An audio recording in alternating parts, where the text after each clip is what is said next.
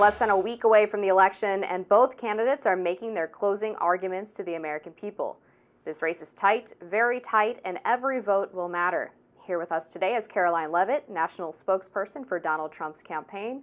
Let's get right into it. Karoline, thank you for joining us. I wanted to start with what the strategy is for the final 5 days. Is this about whipping Trump's base to the polls, or are you still trying to convert new voters? Well, our strategy over the next 5 days is to do both. It's to encourage President Trump's base to turn out to the polls, and we're seeing that taking place. All the trends from early voting are very encouraging. And it also is a chance for President Trump to continue to reach new voters. As he barnstorms the country, he'll be holding multiple rallies in various states for the next 5 days. And his message is for all Americans. It's very simple. Kamala Harris broke it, and President Trump will fix it. Kamala broke our border, broke our economy, broke peace across the world over the past 4 years as vice president. And President Trump has real solutions to fix the problems we're seeing. And this message is working. If you've noticed in the past few weeks, President Trump has increased in the polls. He's leading in the Real Clear Politics average in every single battleground state. Our internal data reflects the same. And we are seeing a broad, diverse coalition of Americans coming to the table and saying they are supporting President Trump. Arab American leaders endorsing him in Michigan. The Jewish Americans are supporting him by a historic margin. You also have evangelical Christians, again, Americans of all faiths, races and religions are coming out in support of President Trump. So, Karoline, obviously the president has made a number of comments recently about Pennsylvania, including alleging that Pennsylvania is cheating, I believe was his term. What's he basing that on? Well, we won a lawsuit in Pennsylvania last night proving that there was illegal voter suppression taking place. In Bucks County, Pennsylvania, voters were being turned away from the polls. We heard from numerous voters about this. Our legal team immediately responded. We sent a strongly worded letter to the Secretary of State of Pennsylvania a couple of days ago, who then responded by reiterating that election workers must allow voters to stay in line, cannot turn them away early. Even after the Secretary of State came out and said that, Bucks County was still turning voters away from the polls. So we filed litigation to amend that, and we won. The court proved that we were right, and voters have a right to stay in line. We also got an extension of 3 more days of early voting to amend the cheating and the voter suppression that was taking place. So it was a huge win for election integrity. But whenever one says cheating, the perception is that that is something that is intended to tilt the outcome to one side or another. What happened in Bucks County was that workers at the county office, as I understand it, said to people, the office closes at 5, therefore you have to leave and you can't stay in line anymore. You guys took it to court, that was changed, and Bucks County is now complying with this extension. Do you think that is really fair to describe that as cheating? After all, you've no way of knowing whether the people in line were going to vote for former President Trump or Vice President Harris or any other candidate. It's illegal voter suppression, and we don't care if those voters were voting for President Trump or Kamala Harris. We fought for the right of all voters in Bucks County, Pennsylvania, to have the right to stay in line, and the court adjudicated that for us. But was that cheating, is my point? It's illegal voter suppression, yes, and the court proved it. I wanted to follow up on another case out of Pennsylvania that was reported on just recently, where a group was sending out text messages to voters telling them that they had either already voted or were ineligible to vote. Can you tell us a little bit more about that case and what we know about who was behind this? I'm not sure about that particular case, but I'm sure our election integrity legal team is on it. Okay, and to get to another question, during the recent Joe Rogan interview with the former president, he talked about how one of his biggest regrets and mistakes in his first term was not picking the right people to be in his administration. And there were people who would actively work against some of his policy proposals and the things that he wanted to accomplish. As he's going into a potential second term, what is he doing to ensure that the right people are there that are going to actually enact his agenda?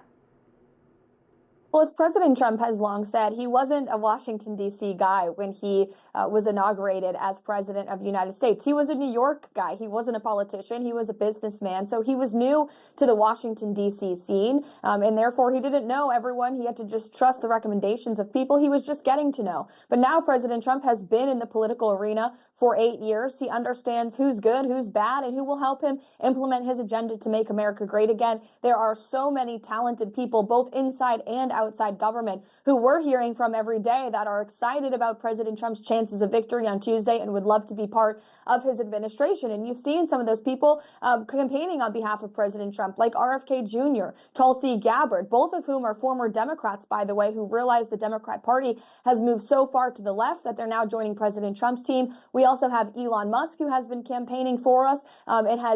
President Trump has said he will lead a government efficiency commission to cut the waste in our federal bureaucracy that is ripping off taxpayers. So there are so many amazing people in this country who I know President Trump will consider once the time comes. I know, Karoline, when one talks to the Harris campaign, one of the things that they make much of is what they believe to be a superior so-called ground game in their case, that they have an infrastructure to get their voters out. Do you think that former President Trump doesn't require that same infrastructure? In other words, that his voters are just sort of more enthusiastic generally? Or do you think that your ground game is actually as good or better than the Harris campaigns? I believe our ground game is better than the Harris campaigns. And let me tell you why. Our ground game is two things. It's one, data-driven, and it is people-powered. And our campaign for months, really for the better half of the last year, has been reaching out to voters directly in the key battleground counties and states. And we have identified people on the ground in these communities who are now serving as Trump Force 47 captains, as we call them. And the responsibility of these Trump Force 47 captains is to encourage voters in their respective communities and states to get out to the polls. And so we give them low impact tasks that will make a big difference on election day, and they are actively working on the ground. So it's people powered from the ground up rather than from the top down. And you do have an enthusiasm gap with the Democrat Party right now that we don't see with President Trump. President Trump is overwhelmingly supported by Republicans. We see this again in the early voting. We are winning the early vote in North Carolina and Pennsylvania. There's been a 20-point swing from where we were in 2020 with Republicans in the early vote. We're leading the early vote in Georgia and Arizona as well. And it's a testament to our ground game that has been focused on registering and now turning out voters to the polls. And certainly this early vote push is relatively new to the Republican Party. Is there any concern that you all could be cannibalizing people who would typically vote on Election Day, or are you seeing that these are really two separate groups and you still feel that you're going to have an advantage on November 5th? Well, we've been encouraging all of our supporters to get out and to vote early very consistently for quite some time now. President Trump has been leading that message, and we are seeing that voters are heeding his calls. Again, I just looked at the data this morning. We get fresh data every morning, and we're still leading the early vote in North Carolina, Arizona, Georgia. And again, there's been a huge shift in Pennsylvania towards Republicans. Now, of course, we're expecting a big turnout on Election Day as well. But the key with early voting is you don't know what could happen to you on Election Day, right? You could be running late at work, you could have a family emergency, and you can't bank your vote. So we're focused on keeping this push going, banking as many votes early as possible, and then that way, those folks also have more time to encourage their friends and their neighbors to get out and to vote for President Trump as well. Karoline, moving beyond Tuesday in a sense, I think one of the few things that almost everyone would agree on is that there's an enormously polarized nation. There's a lot of very angry people on both sides, and there's a lot of ill feeling in the political climate generally. Regardless of the result on Tuesday, will former President Trump do anything to tamp down those kind of tensions in the aftermath of the election? Well, he already is, and you've already seen that taking place throughout this campaign. President Trump has now survived 2 heinous attempts on his life. And even in the face of such danger, the Democrat Party has continued to vilify President Trump and his supporters. You have Kamala Harris, who is comparing President Trump to some of the worst mass murderers in history, labeling him Hitler, labeling him a fascist. This is dangerous and divisive political rhetoric that has led to real political violence. And again, 2 attempts on President Trump's life. Whereas President Trump is really running the joyful campaign of this election cycle, focused on the issues that matter, an uplifting message to restore hope to this country by securing our southern border, tackling inflation, making life affordable again for working families, restoring peace in the Middle East, and ending the war in Ukraine, fixing all of these problems that Kamala Harris has created. But this is the optimistic message that he's sharing, and we're seeing it is resonating, whereas the closing message of the Kamala campaign right now is Donald Trump is evil, don't vote for him. And by the way, half the country is garbage. That's what the sitting president of the United States said 2 days ago. But hold on a second now, Karoline. When we talk about people talking in crude terms, the former president has described Vice President Harris as mentally impaired, a low IQ individual, and I don't think I can say the profanity, but he preceded a description of her as vice president with a profane term meaning very bad. Those things don't raise up the tone of national discourse much, do they? Calling someone a low IQ individual pales in comparison as to calling them Hitler. Hitler was the greatest mass murderer in the history of the world and killed millions of innocent people. And that's what Kamala Harris compares Donald Trump to. They also have been calling him a threat to democracy for 8 years, which is a disingenuous lie. They don't believe it, because if they did, then Democrats in blue wall states wouldn't be running advertisements trying to cozy up to Donald Trump right now. They are dishonest and they are divisive, and they're using this dangerous rhetoric to try to fear voters into voting for them and try to convince voters that Donald Trump is a legitimate threat to democracy, which is absurd. But voters aren't buying it. And that's why today in 2024, President Trump is more popular than he's ever been since 2016, because voters lived under President Trump for 4 years and they realized that our democracy was actually stronger under his term than it is today under Kamala Harris, when we are on the legitimate threat of a World War III. You have China and North Korea cozying up together. The Middle East is under fire. War is embroiled. We have an invasion on our southern border of illegal immigrants from all over this world. So our democracy is in peril today under who? Not Donald Trump, Kamala Harris. And that's what the American people see, and that's why President Trump is going to win on Tuesday. He described Democrats as vermin, did he not?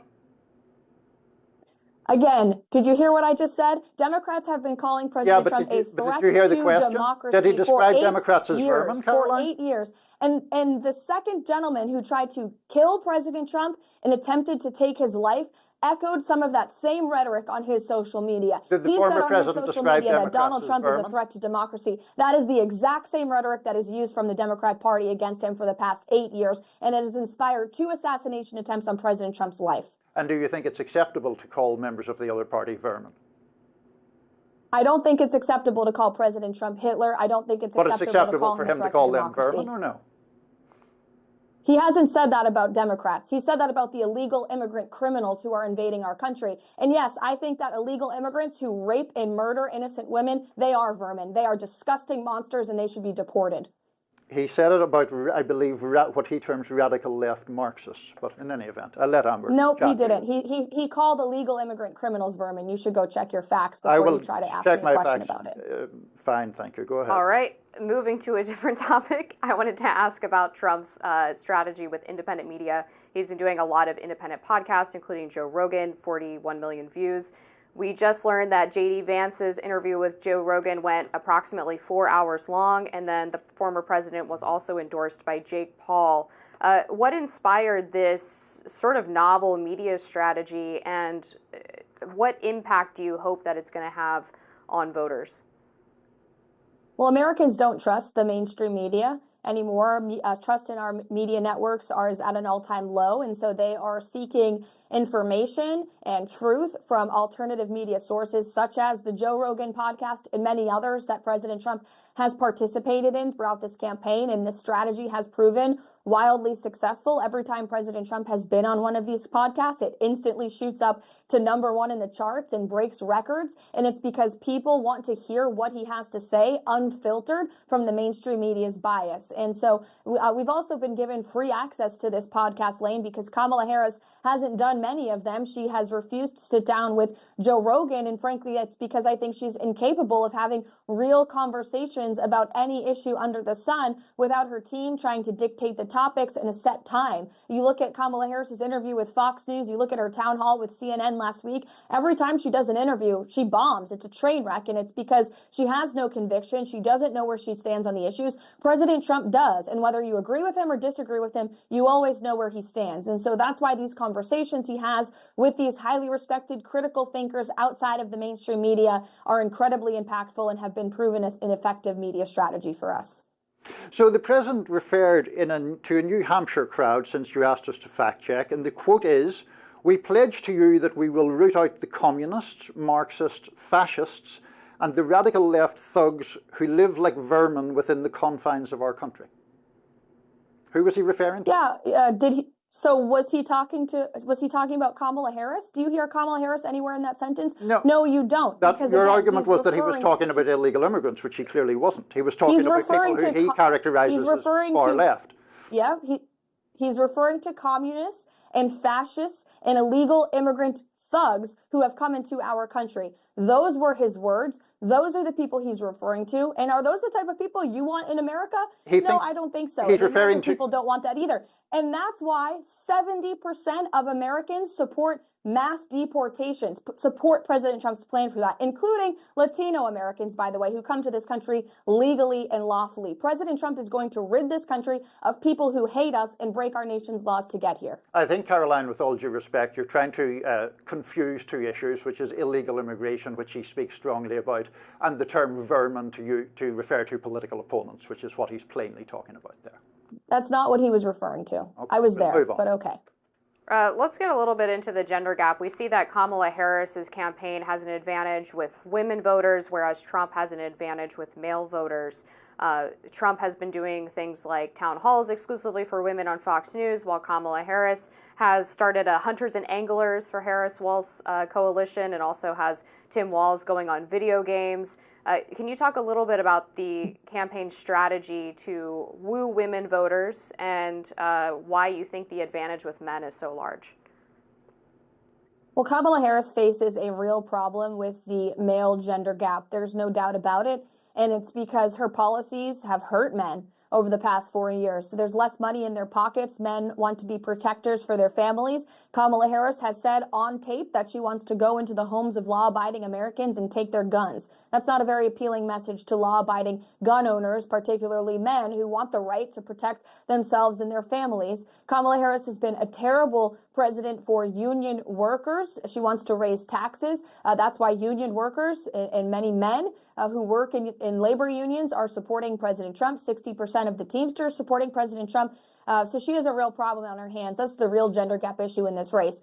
As for President Trump's message to women, he speaks about the issues that women care about every single day. We care about prosperity for ourselves and our families. We want more money in our pockets. We don't want to go to the grocery store and face prices that are 25% higher today under Kamala Harris than they were under President Trump. So women want affordability. Women also want law and order in our communities. And Kamala Harris has supported weak on crime, defund the police, open border policies that have allowed illegal immigrant criminals into the country. In fact, there are more than 500,000 convicted criminal illegal aliens in the country right now. Kamala Harris has no plan to do anything with them.